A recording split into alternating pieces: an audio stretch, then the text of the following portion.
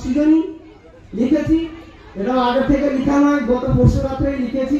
লেখার পর এই স্কুলের যিনি ধারক এবং ভাবক আছেন ওনাকে আমি বলেছিলাম, স্যার আমি লিখে ফেলেছি একটা মনের আনন্দে। তো সব থেকে ভালো লাগে এইসব অনুষ্ঠানে আমাকে আসতে খুব ভালো লাগে। কারণ জানেন, এই যে বাচ্চাগুলো সব হইচই হইচই করে না, আমার কানের গোড়ায় ঠিক ঠিক করে বাজে আর আমার হৃদয়টা তখন ভরে ওঠে। সত্যি আমি ভাবি যে সত্যিকারে সে আর একটা কবিতা আমার রয়েছে, তার দু চার লাইনের পঙ্ক্তি আমার মনে পড়ে গেল। ছাদের উপর কাঁদলো খোকা, চোখে এলো জল, মা এসে বললো খোকা তোর কি হয়েছে বল। খোকা বলে ওই দেখো মা, ওই আতা গাছে লাল ঠোঁটে টিয়া পাখিটি আমায় তাকিয়ে আছে। মা বলল সে এখন খাচ্ছে গাছের ফল।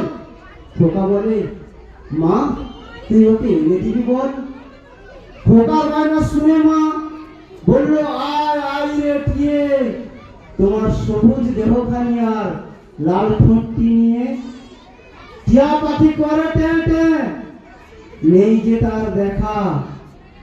খোকা শুধু কেঁদে বলে মা আমি বড্ড একা, আমি বড্ড একা, আমি বড্ড একা। ধন্যবাদ।